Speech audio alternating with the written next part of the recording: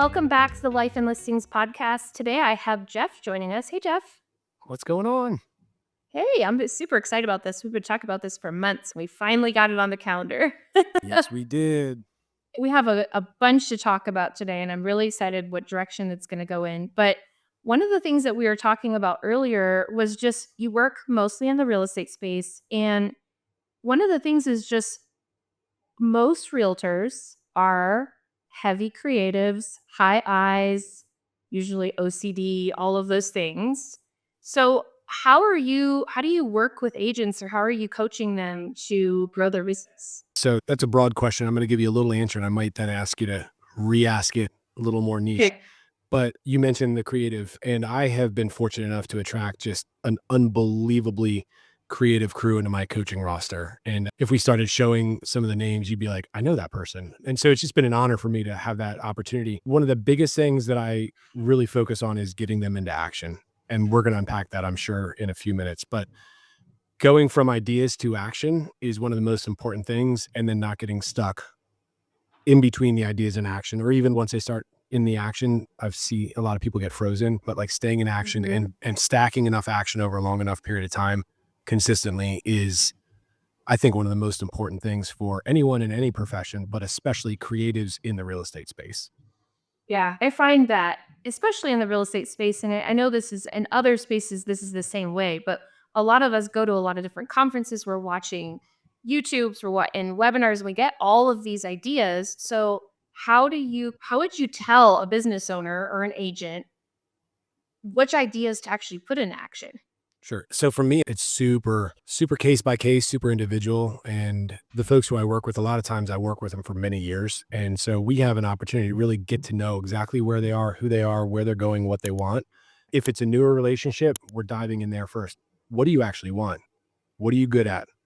What are you good at that actually brings you business and serves your clients at a high level? And then we put the freaking blinders on. It's wild. Like you said, you go to a conference, and I remember my first kind of big conference that I went to, I left real sad. Like, I'm a happy guy. I left borderline depressed because the head coach from stage was like, go tell your, and I was in coaching, go tell your coach the 10 things you're going to do from today. And I'm like, 10 things. I was still trying to understand what y'all just said. And I was a year into the business. And since then I've told my folks, hey, ahead of the conference, what is it that you're trying to do? I'm trying to do better on video. I'm trying to execute YouTube. I'm trying to get my first client from Instagram. I'm trying to scale and hire. Whatever that thing is, you're going in laser focused on that. Then you're going to look at the lineup of the speakers. You might not even be in the room the whole time, which to some sounds counterintuitive, but identify who you're going to pay attention to. And then every conversation is basically, who do you know who does this? Yeah. And you're really leaning into that. And then when you leave, yeah, you might have a lot of ideas, but I'm going to say, hey, write down all the ideas that you have and highlight the 2 or 3, maybe even one that we're going to get into for the next month or 2 or 3, and everything else gets tabled. I love that because I tell a lot of our clients, because I'm obviously in the operational space. And so usually when people come back, they give me all the to-do items, right? Like, I saw this, let's implement this. And they come back with these lists of 100 things. So we've actually been doing some like debrief type meetings where I'm like, okay, if I'm not at the conference with them, give me all of your takeaways. Now let's just pick a small chunk of them to actually implement because we can't do all of them. But I like your idea better where you're like, no, you're not just taking all of the knowledge and putting it on a piece of paper. You're picking the specific topics you want to implement in your business. And then you're not even listening to all of the other stuff, Yep. which I think is such a great tip. I think one of the most important things that we can do, and it was interesting before we jumped on, I was listening to the podcast you did with Jack, and he was talking about Sandler selling and upfront expectations. And it's cool because I have not gone personally through Sandler, but one of the main mentors of mine did do that. And upfront expectations are huge. I've been doing that for years, even long before I was in business coaching. And people think that things are going to happen faster than they do in the early days, almost every time. And so when I meet a new, especially in this space, like a new client that says, Jeff, I want to build on Instagram or I want to build on YouTube. Like yesterday, I was on a call, third call ever. Guys like, hey, starting fresh with YouTube. By June, I want to have 1,000 subscribers. And I said, cool. I was like, there are humans who have done that on YouTube. I personally don't know any, who have done that in this space on YouTube. Certainly not outside of the COVID year. And he was like, what should my expectation be? And we talked about what a probable realistic expectation should be based on the amount of videos he can put out. And so then I give him a new idea of an upfront expectation. So now we're in alignment. So now we're not battling and he's not frustrated with the lack of results in 6 months. Instead, he can look and say, oh, wow, we are right in line with where we thought we were going to be and it's working. Let's keep going. I love that. So with all the different people you're working on, I'm assuming that they're focusing on different parts of the marketing space. So how are you breaking that down? Because I personally see a lot of realtors say, I want to do this on Instagram, I want to do this on Facebook, and this on LinkedIn, and this on YouTube, and then I want to go do this. So you're really honing them in on one space, on what they can produce realistically with video or content, rather than like spreading themselves too thin. So there's a few pieces of the puzzle. And first off, do I think you should be more than one place? Absolutely. Do I think when you're starting, you should be more than one place? Probably not. But if so, it's like maybe two, Instagram and Facebook. That's an easy carryover. Maybe Instagram and TikTok, but now we're really starting to understand two different platforms. So it's pick the one that makes the most sense for you. Or if you don't know which one that is, pick the one that you believe is going to serve your business at the highest level and really get in and really learn. If you try to go Instagram, LinkedIn, YouTube all at once, you're going to get so fed up and frustrated, unless you're some unique human that I've never met before, that you're going to try to do short form and long form and try to do the same thing on both platforms and get frustrated at least at one, probably both, because you're spreading yourself too thin. So I've got a good example. I got a Colorado agent I'm working with, and 5 months ago, she hired a videographer. She was like, I want to do Instagram and YouTube. I said, I want you to do both. But for now, do what you think you should on YouTube. And I asked her, I was like, which one matters more? She was like, Instagram. I said, cool. Do what you think what might work on YouTube, and don't even really focus on it. Just knock out a video a week. Videographer's helping her upload. And I'm glancing back at her content. I'm like, this is pretty good. And she's not really focused on it. She's really focusing on Instagram, and it's really starting to serve her business, and she's growing and she's getting business from it already inside of half a year. And she understands it and she understands the platform, but it's taken time. Every week or at least every month, we've talked about, okay, what's your next strategy? Where do you need to learn? Because there's so much to learn about the intricacies of these platforms. About a month ago, we started focusing on YouTube, but by then she had already done a few reps on YouTube and had a little understanding. And now we can really break down and build her a roadmap for where are we going to go now. She's got a little foundation, and now we're going to really get her to launch, because Instagram is humming along and she understands it. So get really good at one, build it. The other thing is, if you're not making any money, so if you're a rookie, you got time probably. So use your time to get to know the platform or the process or whatever it is you're building. Really study, really get good at it. Once you start making money, hopefully then you have some cash that you can bring in some support. And therein lies scaling. So I've got a handful who pick this side, whether it's short form or long form, who are really good on one, and then they've hired for the other, or vice versa. But not until they're making money from the one, if that makes sense. Yeah. Yeah. We were talking about this earlier. I think a lot of us in the real estate space, when we are at these events or we're talking to coaches or we're just seeing whatever it is, we might be watching TV, we might be watching $1 Million Listing or something. And they instantly go, I got to hire these 5 people. I need a marketer and a videographer and an assistant and a TC and all these things. Hold on. Do you even have the time or the ability to even delegate all of this stuff to that amount of people? Start out small, hire the videographer, get that going. Maybe hire the marketer, get that going. Because there's systems that you have to put in place to even have this stuff work. And I think a lot of agents get frustrated. Oh, yeah. I had one who had hired a videographer before we were working together, came to me frustrated, and their videos were quality, like very good quality, but they weren't getting views on the apps. They weren't understanding why it wasn't serving their business. And I said, how much time are you spending in the app? None. Oh, okay. I was like, do you know how it works? Yeah, you put videos on it. And I'm like, there's so much more. You have to understand. Right. And then it was cool because then I've introduced her to some other friends who are doing well with Instagram, was that particular app. doing well with Instagram, getting business from it, and started to say, I thought it was my videographer's job to give me all the ideas. And then the new friend was like, no, we definitely collaborate.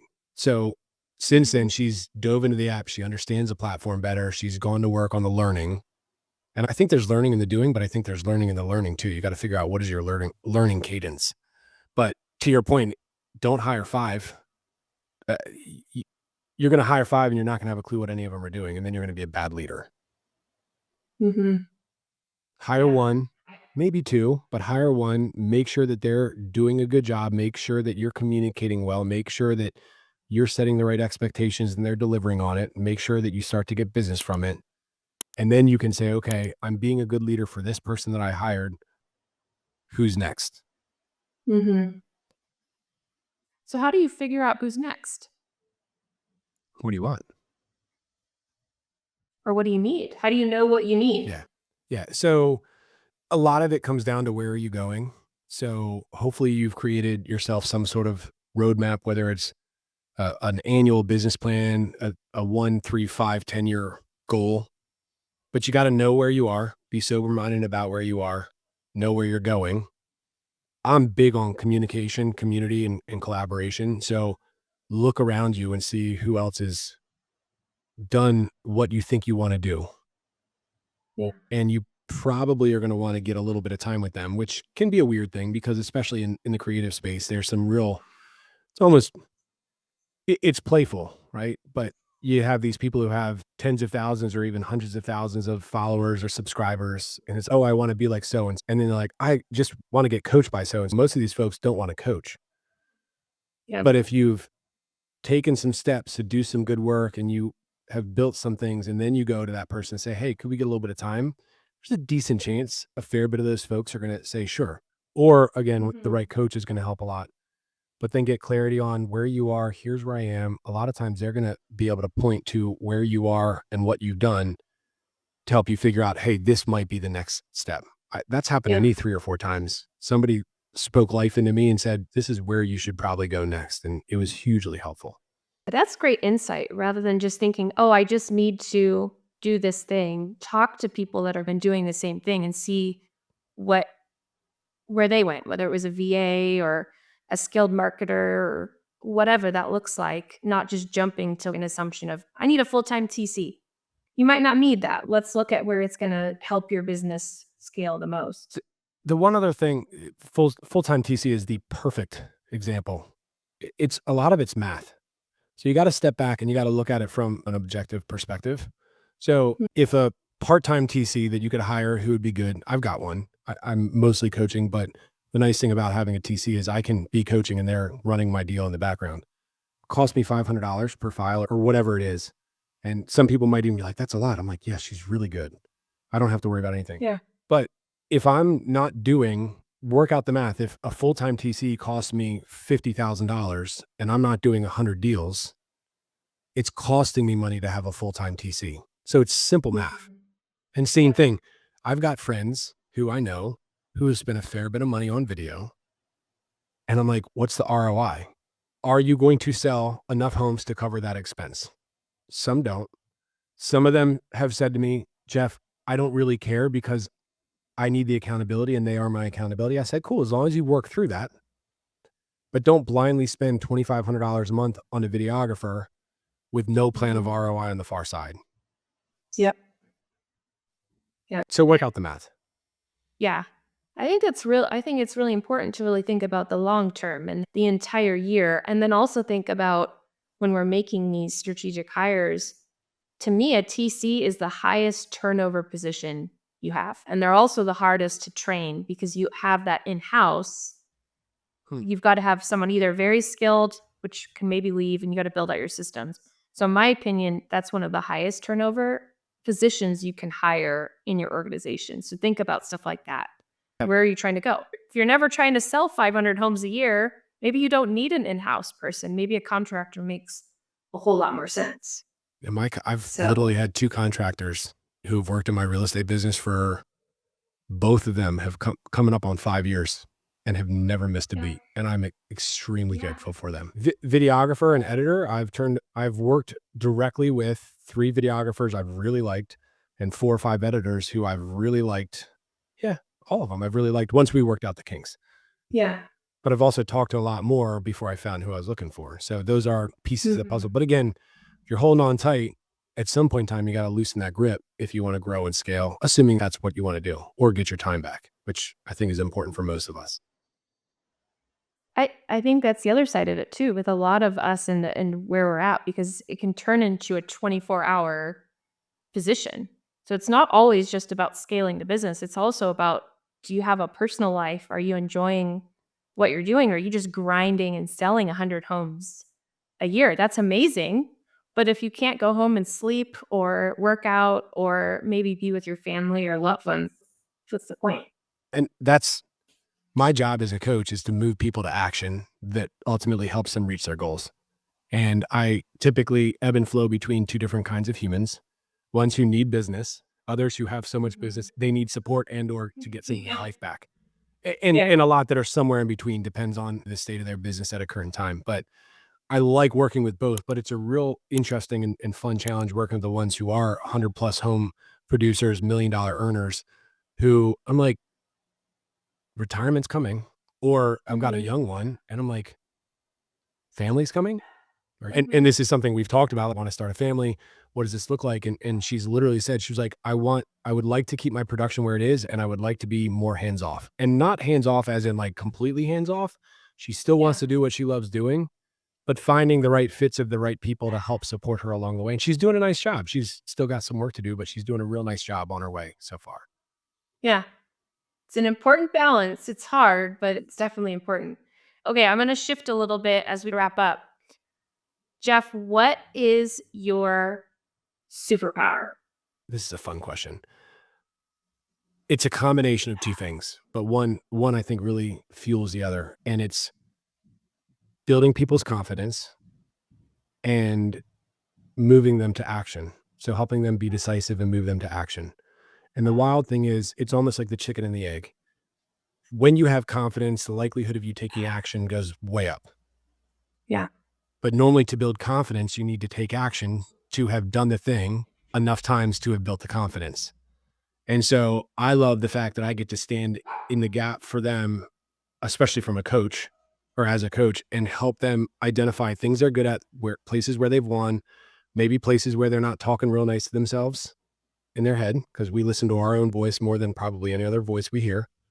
Some Yeah. of us are good at being nice to ourselves. Some of us are terrible at being nice to ourselves. So starting to change the conversation we're having with ourselves, and then really picking where we're going to go and then what it's going to take, and then doing the thing. I love that. So, quick question, because I want to dig into that just real quick. Yeah. How are you picking that up? Where are you picking that up in your coaching sessions? Like, how are you figuring out where they're beating themselves up or where they're not confident? Where are you finding that? Okay. I think where I learned this superpower was way back when. So I've been coaching business professionals for almost half a decade. Before that, I was a trainer. I helped hire people in former roles and even in real estate before I was an official coach.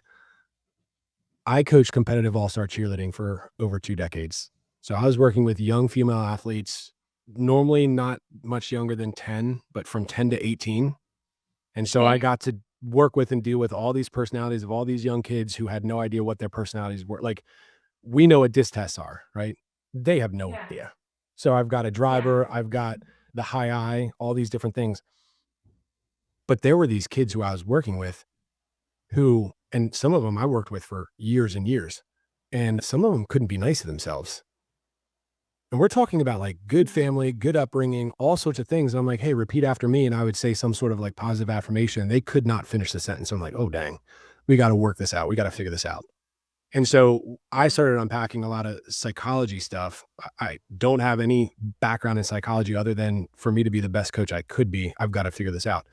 I just onboarded a handful of folks after a big event. I've got a coaching client who we were like kind of friends, like just because of some circles we were in. And she had been in coaching before, had a great coach who I'm buddies with, but she was just feeling stuck. We're like 3 or 4 calls in. And this week she said, there's not enough time. Now, she and I both know that's not true for her. Like, she's not doing so many deals that she doesn't have enough time. And then later on, she, like, within a minute, she says something else about basically, I'm not enough.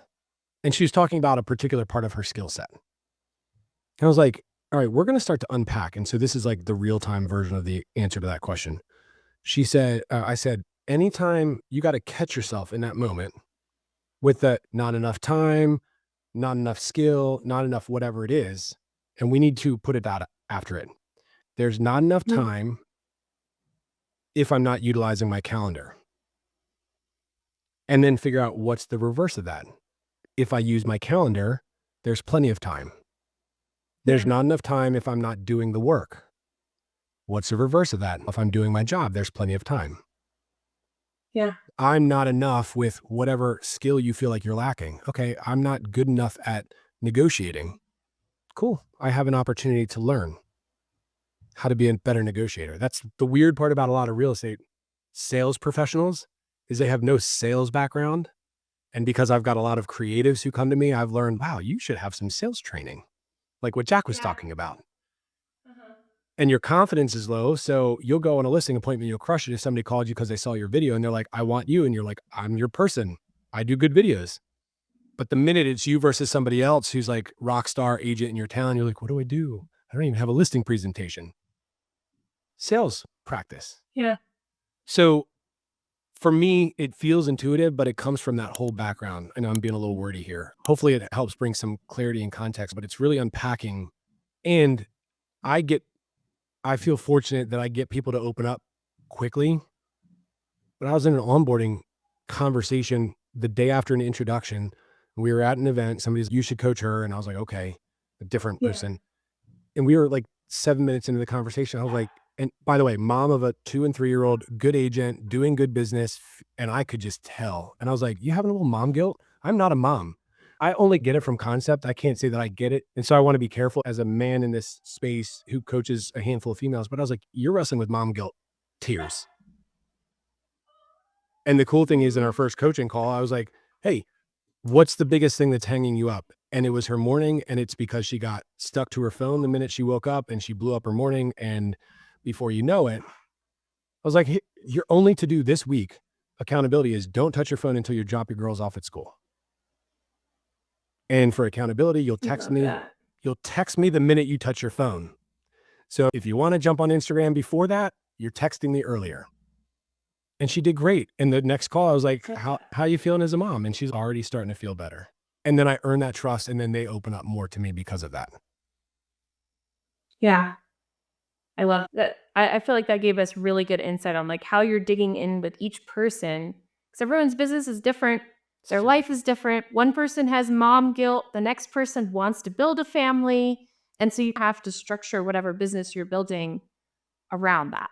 Yeah. So this has been so good. Yeah. Okay. Last thought on that. That just goes back to knowing where you are and knowing where you want to go. Mm-hmm. Because if you don't know those two things, that you have to go to work on that. I'm not saying it's bad. It's just, you got to go to work on where are you really and where do you want to go?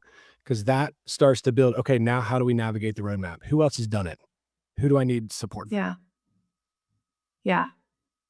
Jeff, this has been so good. I feel like we could talk for like another 2 hours. Do it again. Yeah, we're going to have to for sure have you back. So anybody that's listening, if they want to reach out, learn about you, or just learn from you, where's the best place to send them? There is the number one place that you'll get a response from me is Instagram at Jeff Bannan, last name Bannan. And we're inches away from launching a podcast.